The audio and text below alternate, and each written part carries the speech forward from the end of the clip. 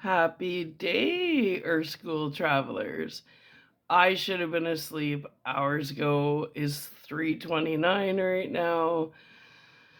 I had a couple hours of sleep, but I've been up since like 1. And every time I tried to sleep, my brain started going with chapter 2. Well, remember I said I don't like to start with dialogue? Interesting. I kept adding and adding to the front of the dialogue to the point where I have completed chapter 2 and I haven't even touched dialogue yet. So that's how it happens. It grows and grows and grows. That's why I don't publish books, because it's ever changing, right? Like, I'm just never done. What do I go down there? Anyway, so chapter 2 is complete, and it took a total twist. I told you this book has a heartbeat. I'm just doing my little writing, but I love going with it, and I am beyond overtired. So I'm gonna post this, but I'm so wired too, because when I get into my book, it's like entering the universe I created, the universe I like to be a part of, my universe. So, anyways, the heartbeat is a beating. I'm back, baby. Well, I'm gonna go from backtrack a little bit because I added so much into the whole, like, right after the spunky funk. So we're gonna read that briefly to like show you how I tied stuff in. It took on a total mind of its own, so the book is taking on its own life. Like, I'm glad that you guys are able to come with me on this journey, because my writing is different from the way a lot of people write. I just channel and I make the story out of it. I get visions and I attach words to my visions. Because these downloads drop in my head like a movie scene, and it's like, okay, I gotta get this written.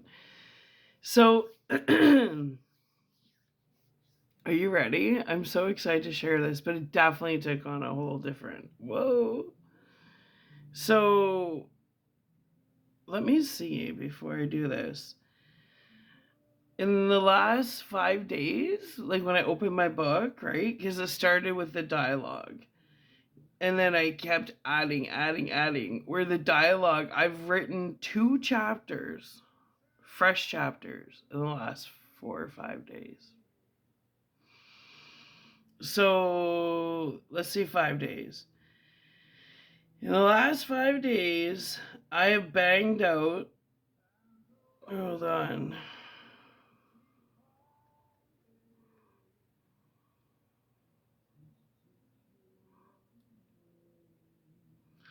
39 typed pages.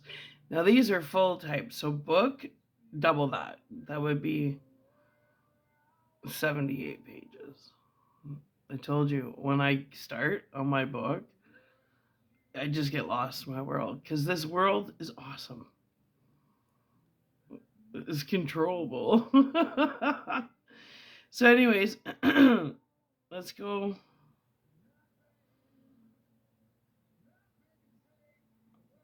Let's go.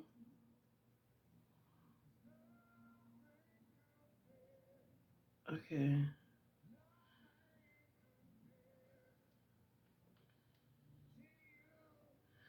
Let's go. Okay.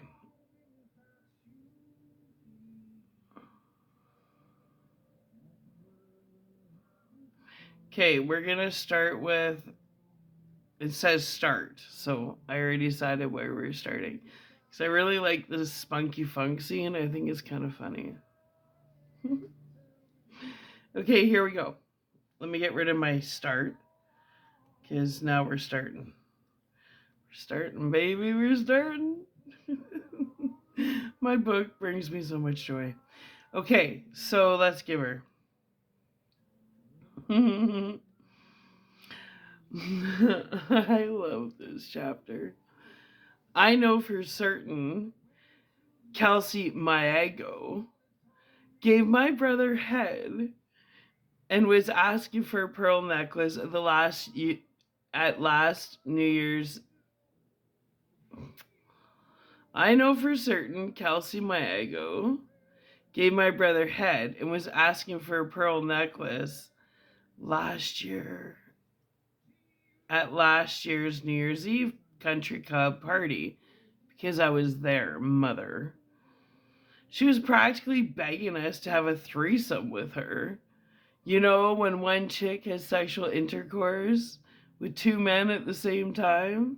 Yeah, I rejected because I find her completely repulsive.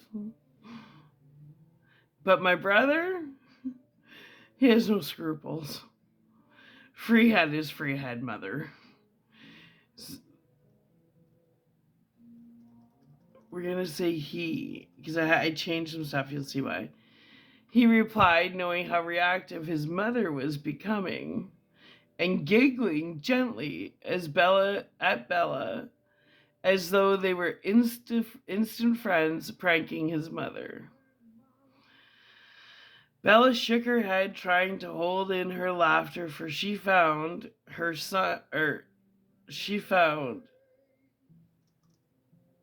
the man about to interview her to be completely charming. So far, this appointment was beyond entertaining, and they still hadn't formally introduced each other to one another. You're disgusting. Blowjobs and threesomes put aside, why was she we'll say why was Kelsey, not she. Why was Kelsey asking your brother for a pearl necklace? I'm confused, Karen questioned her son. That's easy. A pearl necklace is a sexual reference. I spelled reference wrong. Oh, I must have been tired.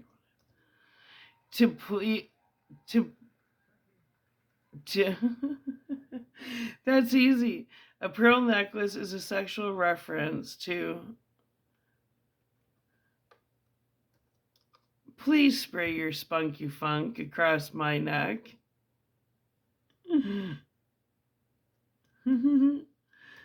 Oh, man. Explained to his mother, Karen, unsure if she would decode what he was saying in a humorous way. Spunky funk? What the hell is spunky funk? Karen questioned her son. Spunky funk, you know? As in, where on her body she wanted my brother to spray his love juice. His love juice upon climax.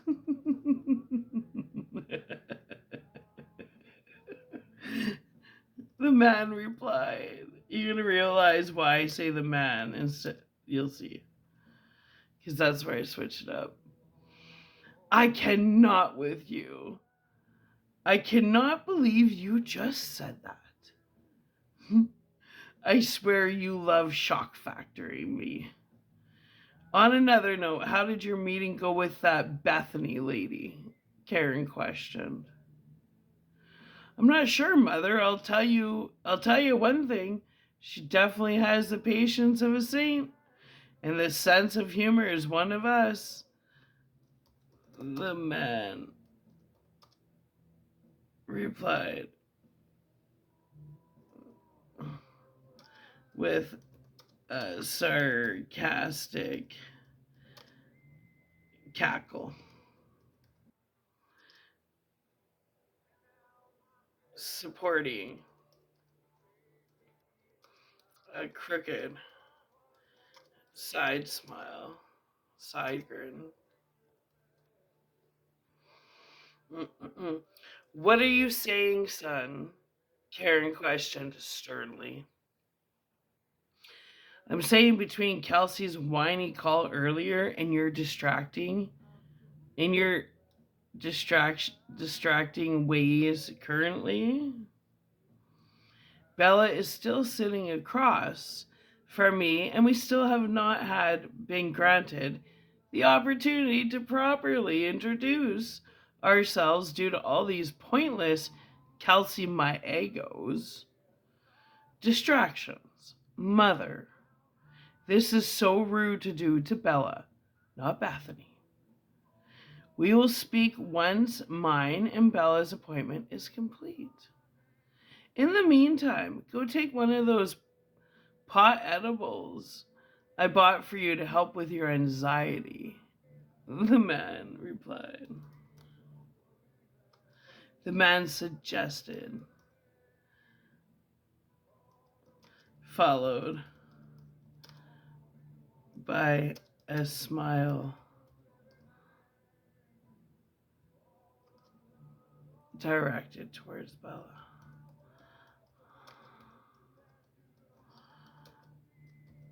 Bella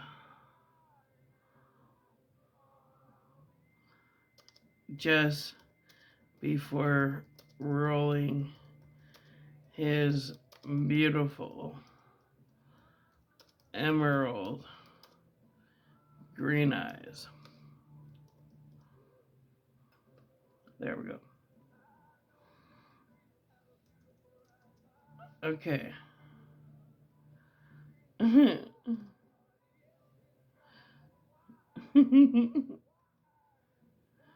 Okay, hold on.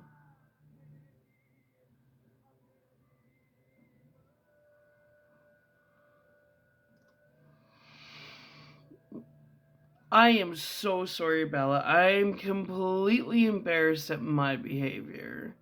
No more interruptions, I promise. Karen replied as her voice began to soften towards the very idea of Bella being near one of her sons. I am so sorry, Bella. Bella, tell me, how did you hear about our company, and are you aware of our mission?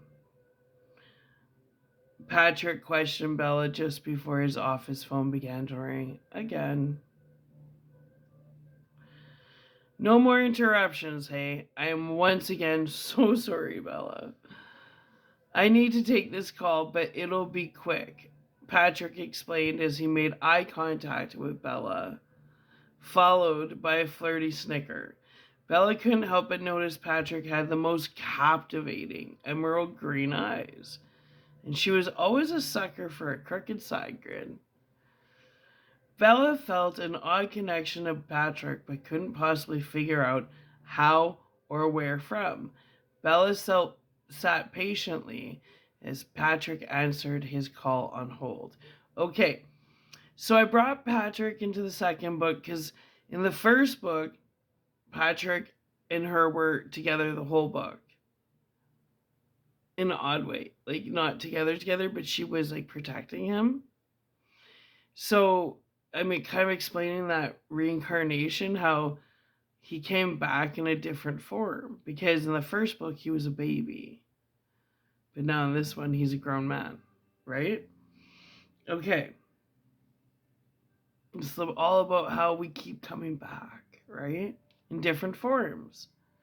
And we feel the familiarity, but can't pinpoint it.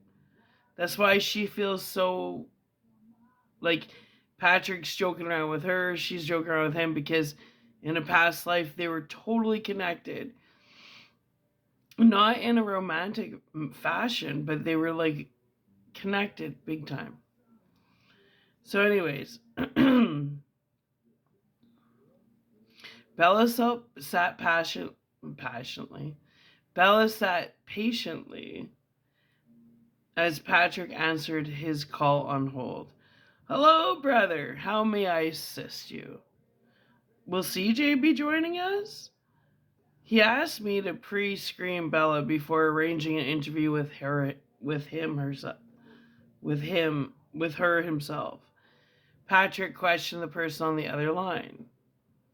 Naturally, Bella assumed CJ was on the other end of the call until she heard the man she thought she was having an interview with talk about CJ. So this is where she's just figuring out right now that the man sitting across from her isn't Christopher John, it's his brother Patrick. Until this point, she thought she was in, like, talking to Christopher John. Now she's finding out Christopher John set his brother up to pre-screen her.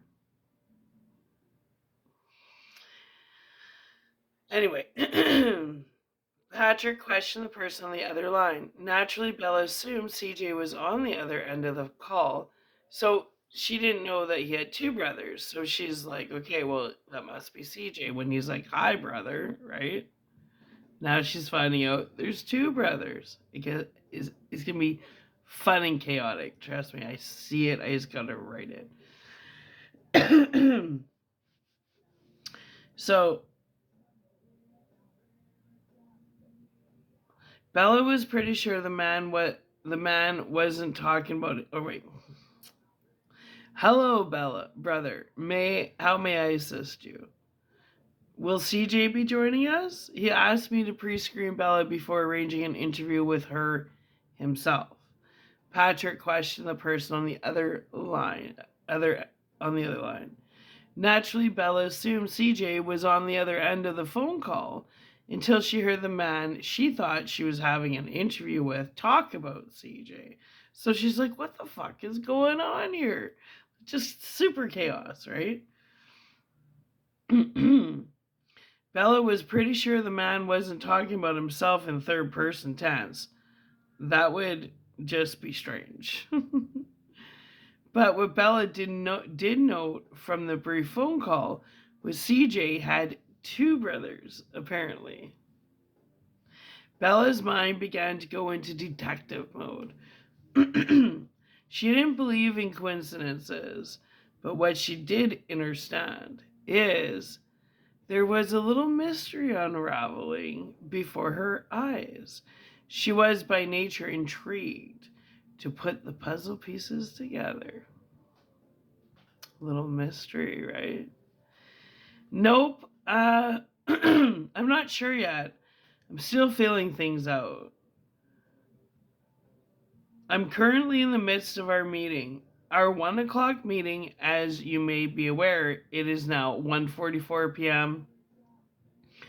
I'll call you once I'm done with Bella here, okay? Okay. Drinks? After hours club, 7 p.m.? Yeah, I can do that. I'll just talk to you when I meet you at the club. Yep, 7 p.m. Don't be late. You're worse than a woman when getting ready. My God. Not a good match. Okay, bye. Bye. Patrick wrapped up. Where am I? Patrick wrapped up his phone call as he made emerald green eye contact with Bella, shook his head, messed his hair up with his hands of chaos, just finding its order, and loosened his tie. I always think that's sexy when he loosens his tie and does his top buttons and just fucking laxes. That's hot. I love a suit on a guy, but when they just get to that messy hair, unloosen that tie, I'm like, that's hot. Okay, I just had to put that out there. Okay. Trust me when I say this, Bella. My morning was so quick I could hear the wind blow through the trees, through the leaves on all the trees 3 stories below my open window. You gracefully show up and boom, chaos. It is as though something is trying to stop this interview. I feel like you're a pretty chilled out individual. You're not wearing beige, so that's a start. Laugh loud. Patrick replied, followed by a gentle giggle as Bella sat across from him, wearing a floor-length lavender purple dress, a black knitted shawl, and black combat boots. It's like an outfit I wear. I love that outfit. Well, anyways, it just kind of confuses people, you know. Like $150 lavender nice dress with combat boots and a nice witch's shawl. They're like, I'm confused. Well, anyway, so I just described an outfit of mine. Anyway, definitely not beige by any means of the imagination. Seems as though Bella had her own style. She had spunk, I'll give her that. Her oddness intrigued Patrick.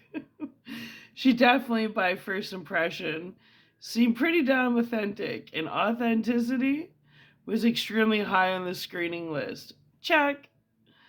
Bella proved to possess the patience of a saint. Again, high on the screening list. Check. Bella was literally the first female who made it through Mom's cold gatekeeping ways. The top of the screening list, and Bella passed it in record time. Check. It wasn't often his mother fell off her high horse, but in this particular scenario, she was disarmed. I know I said no more interruptions, Bella, but with all these interruptions, my coffee is cold. And I haven't even added my sugar. Allow me 2 more minutes to run and grab myself a hot coffee.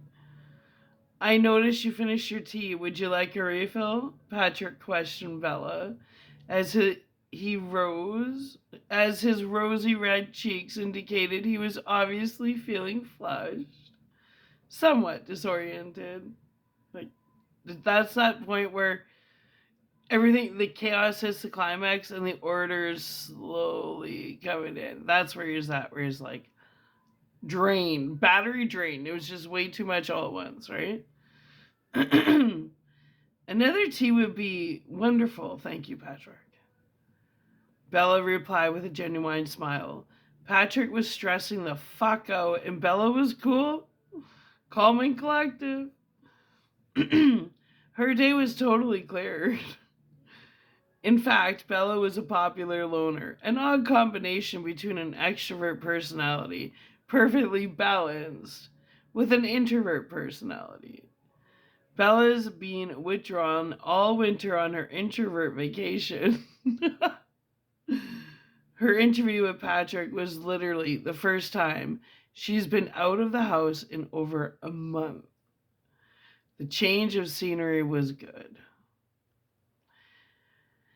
She felt oddly relaxed around Patrick. His energy was familiar, but there's no way in this lifetime their paths had ever crossed previous before now. Bella replied, stuck in her head before drifting back to the earth realm. Before drifting, not drifted. Hearing Patrick rumble on and about while she... What?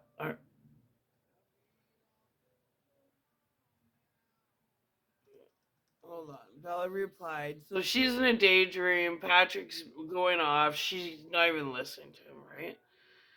So she felt oddly relaxed around Patrick. His energy was familiar, but there's no way in this lifetime their paths had ever crossed previous before now.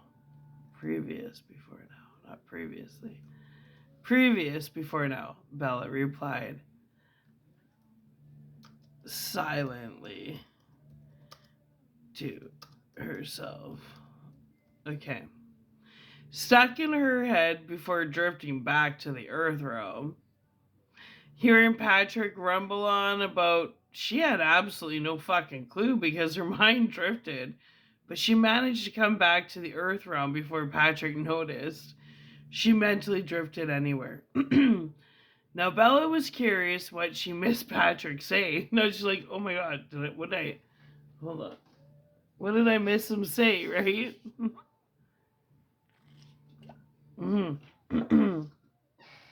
Because she tuned it all out. She just went on autopilot. She's like, this is crazy. Anyway. Now Bella was curious what she missed Patrick say. She was also aware, if it was of importance, he'd bring it up in the interview they were attempting to have 55 minutes later. Like, it's 55 minutes. It's like 1:55. The appointment was supposed to be at 1. It's 1:55. And they still haven't even formally introduced themselves. Just total chaos, right? Fun chaos. Okay, I'll be right back. What kind of tea did Ma give you? Patrick questioned Bella as he leaned in front of her to grab her teacup. Noticing a red rose tea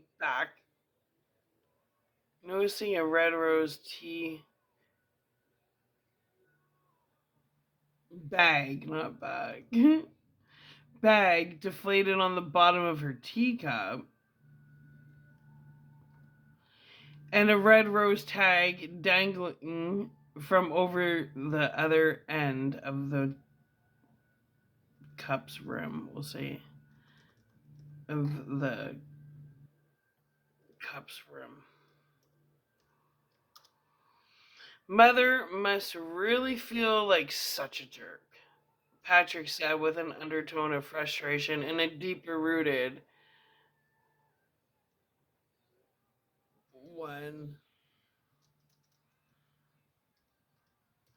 Most were referred to as anger. Oh, Bella replied simply. Bella, please don't take this the wrong way. Our family's fortune is what most refer to as new money. As in, we weren't born into privilege. My brother worked his ass off, tirelessly, ate crow for years, pushed against all resistance the family threw at him, making him feel like his efforts were wasted time and his goals were too far-fetched, as though he were stuck with his head in the clouds. Nobody genuinely supported CJ. Nobody, CJ's dreams, we're going to say.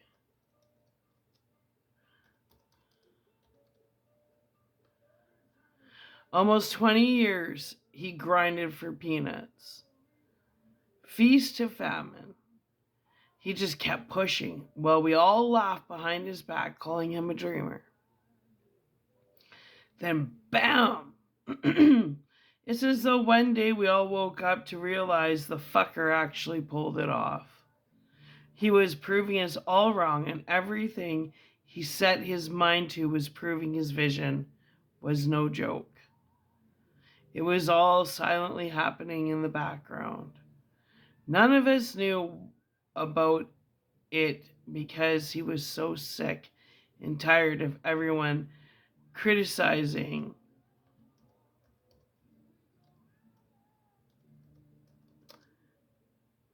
him and laughing at him and calling him a dreamer, that he never told any of us when his dreams and hard work were beginning to show life and come to fruition. It's not sad, and happens to a lot of people. Like, you just stop telling people about your accomplishments because people just refuse to be happy for you, right? Like, jealousy and envy is such a dangerous sins, man. So he just kept his successes to himself because nobody believed in him. So he's like, fuck yeah.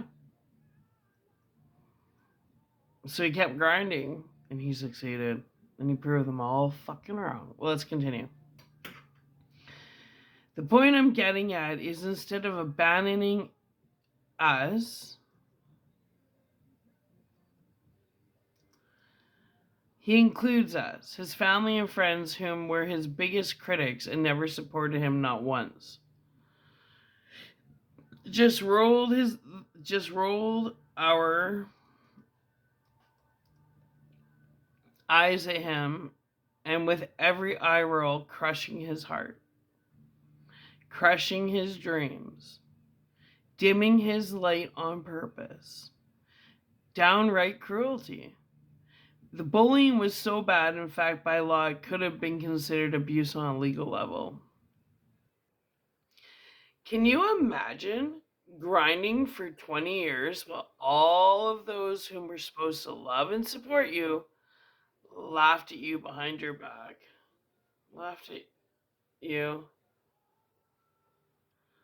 Not only behind your back, but eventually straight to your face.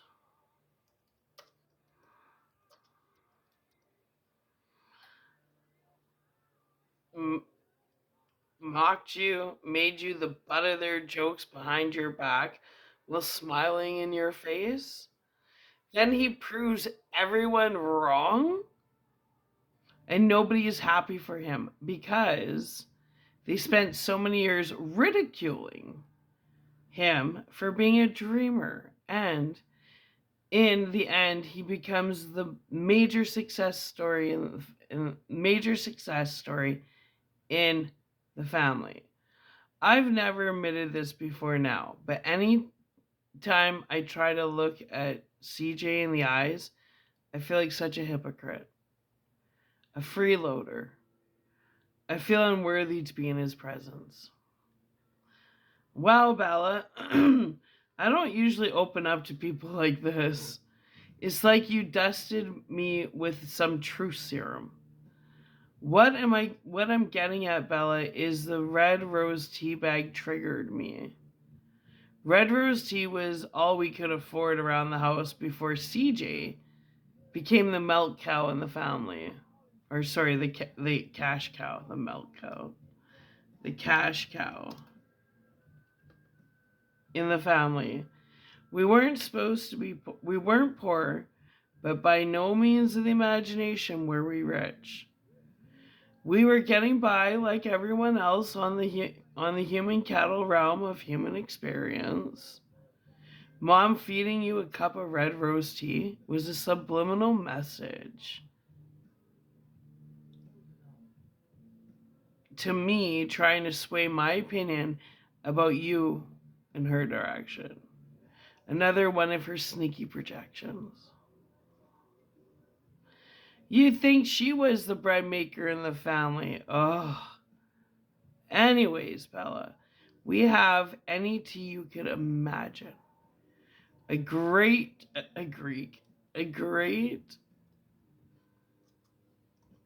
variety of loose teas. Do you like fresh fruits, Bella? If so, I personally bring in this loose leaf blackberry tea. Can I interest you in a gourmet tea? It is literally the very least I can do, considering our appointment was at 1 p.m. and it is now 2:15. I am so sorry, truly. Patrick explained to Bella in total submission. That would be delightful, Patrick. Thank you, Bella responded with a gentle, calming smile. Little was Bella aware. Little was Bella aware. Hold on, let me check that. Just past the conjoining door, CJ sat quietly in a candlelit room, staring at Bella through the two-way mirror above the wet bar. His eyes followed every inch of her like a lion, sizing up his prey. As CJ studied Bella's every move like a well-trained stalker, and Bella could feel as though she were being watched, as though both of their energies were magnetizing towards one another. At first, CJ was laid back in his black leather captain's chair. And that's comes back from the beginning of the first book, because Bella, she's always kind of chilled back in her black leather captain chair, has her head down, but she's always in her black leather captain's chair. Well, in book 2, Bello is always in his black leather captain's chair. You see how it all kind of ties together in weird little ways. Small details are important. Well, anyways. So at first, CJ was laid back in his black leather captain's chair, finding Bella black leather captain's chair. Upon observation,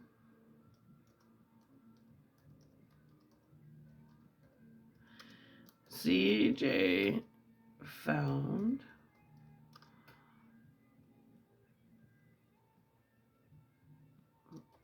Bella intrigued him.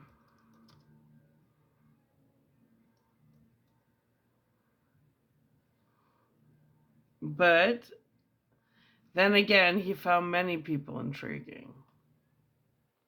His job was to scout people. He studied people like a lion studies its prey, slowly, carefully, and in complete silence.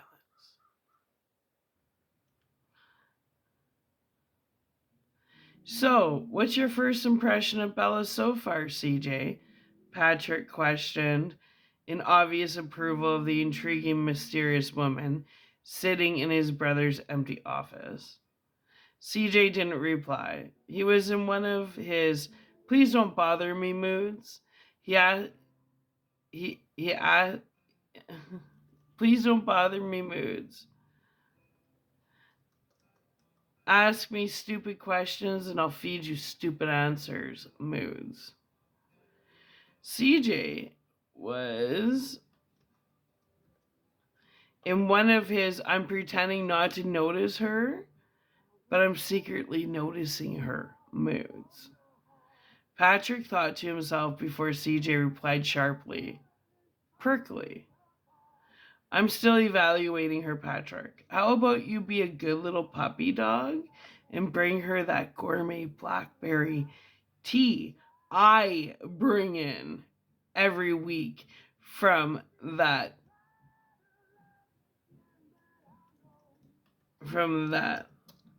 little cafe I frequent at. I can't believe you stole that little part of me.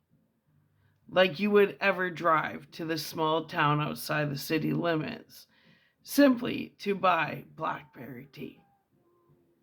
Isn't this a screening on authenticity?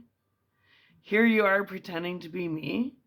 Well, since you're pretending to be me so bad, if I had a woman sitting in my office I was so hot and bothered over, when I made her that tea, I would fill a side cup with blackberries and with blackberries.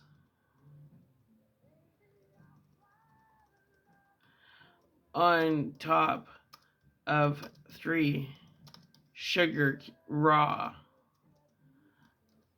sugar cubes. Natural sugar is better in tea. However, I put the 3 sugar cubes under the blackberries. So she's very, very strategic. He does everything purposefully. I put 3 sugar cubes under the blackberries so she could have the option of one or the other or of both. I'd also bring a bottle of chilled water on the side. The blackberry tea is a black tea, which is highly caffeinated, leading to dehydration. You're about to have an interview. Best to stay hydrated, don't you agree? CJ suggested as he gave his brother a play-by-play on how complex his role as CJ on the world stage actually was.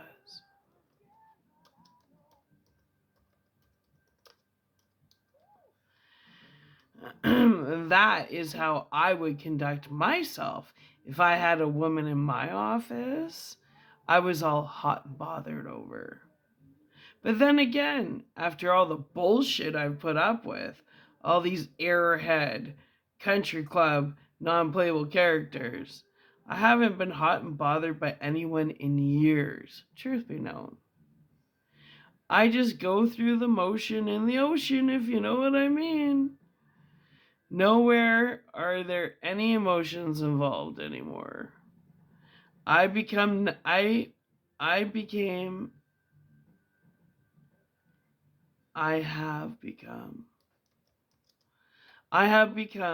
numb over the years, welded my heart closed for business. I guess over time I became numb. Over time,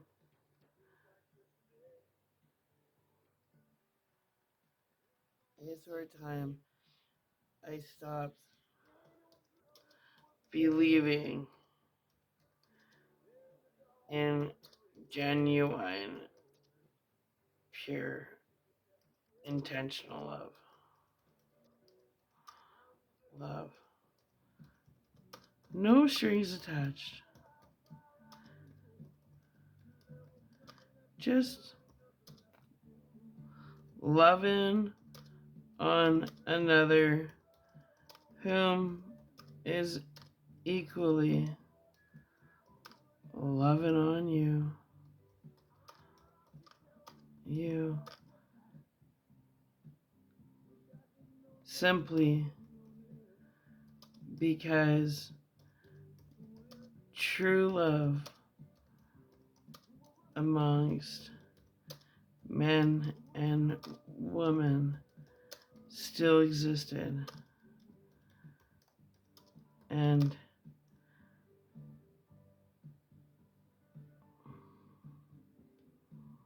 still existed.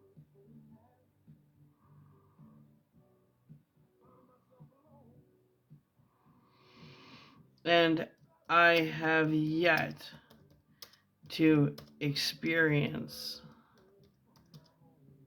that kind of love.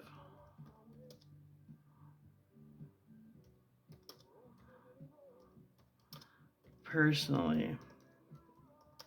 And I truly do not believe I have witnessed it first hand in any environment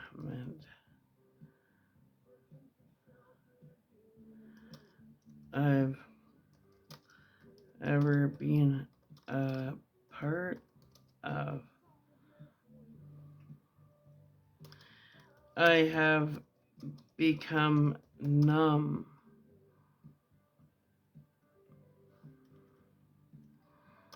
because all I seem to witness is both men and women in my environments convince themselves lust is love. Lust is love.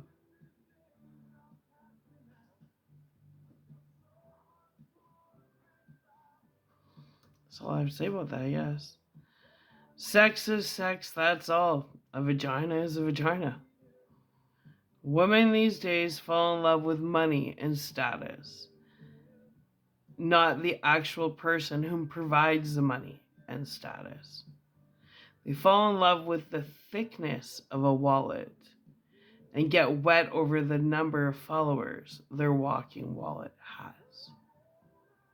I have a very thick wallet, my brother, and I have twice as many followers. Do the math. When women throw themselves at you with no effort of your own involved, it's just sex. And the sex isn't even good because there's no connection. No feelings, no heart involved. What I would give to hear the magic and the tone of a woman whispering into my ear, I love you. Breathlessly, while making love and actually mean it with every ounce of her existence. I can buy anything I want in this world, Patrick, but I can't buy genuine true love. So I work and I work and I work and I work some more. In between work, I sleep and I eat and I shower. Please don't keep Bella waiting any longer. She may just walk, or she She may be just what we are looking for. Don't continue to keep her waiting. You may just give her enough waiting time to decide this isn't the chaos she wants in her life. And she may just walk out of my office door before you get back with her gourmet blackberry tea. You drive 45 minutes out of town personally to fetch once a week. CJ replied snarkily, emotionally naked, with brutal, saddened honesty. Patrick, still out of CJ's office, fetching the two of them fresh hot beverages. Bella rose from her chair to gaze outside of CJ's office window. See, that's also from the first book. John is always gazing out his office window looking for Yoko Ono because they got lost in the tunnels of time. Like, you really don't want to get lost in the tunnels of time, like on two different timelines from someone you're in love with, because the compass just gets further and further and further apart. So, like, it's harder to keep an alignment when you get stuck on different timelines. So when you get aligned on the same timeline, you maintain that alignment, because it could be lifetimes before you're realigned, is the point that they're making right here. So Patrick's still out of CJ's office, fetching the two of them fresh hot beverages. Bella rose from her chair to gaze outside of CJ's office window, once again to gaze down at the beautiful purple lilac tree 3 stories below her. Then below her. Her eyes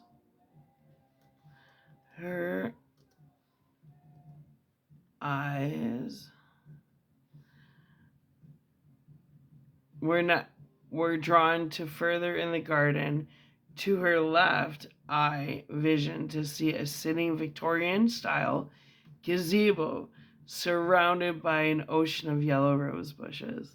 Just like the heavenly realm. Well, she's looking outside CJ's office and she's seeing a big purple lilac tree and all these yellow roses, and it's like kind of that as above, so below feeling, connecting the two, right? It's all about connections. So everything's connected, you know? Okay.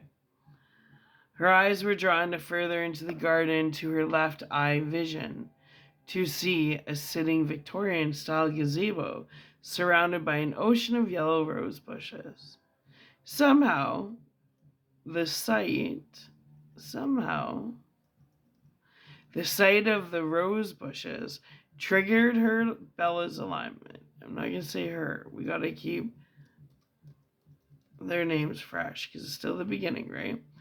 Triggered Bella's alignment in her and Bella's sacred secret garden on the heavenly realm.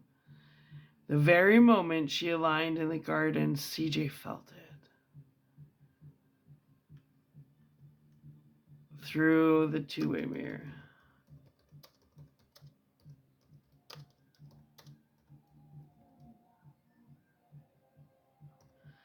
He felt pulled into the garden as he gazed at Bella through the two-way mirror.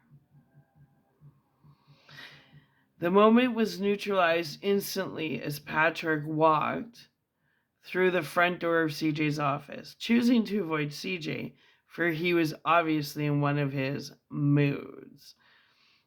And Patrick avoided those moods at all costs. So he chose the alternative route, which startled Bella and broke her out of her alignment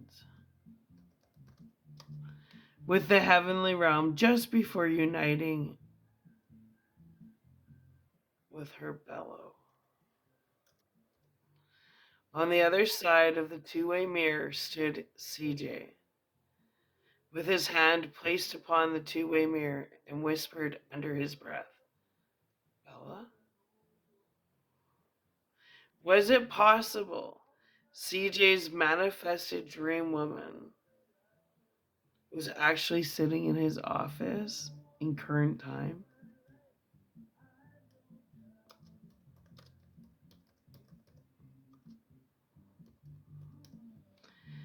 There is no way.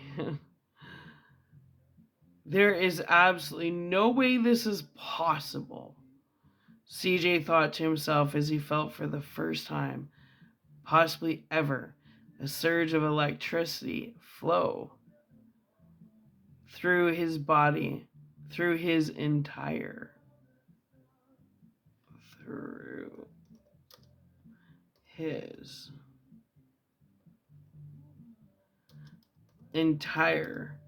body, followed by an uneasy feeling of vertigo. CJ was jolted. Was CJ's cold heart beginning to thaw? He wasn't going to mention this to anyone.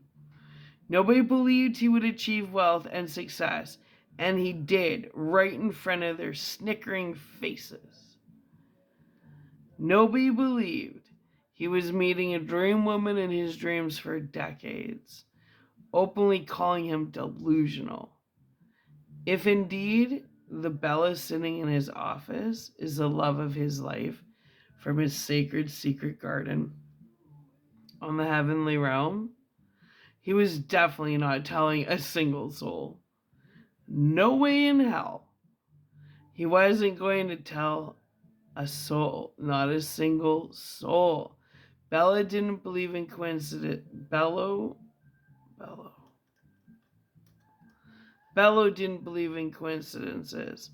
But if Bella was truly the one and only true love of his life over thousands of incarnations, he wasn't about to fuck this up for anything in the world.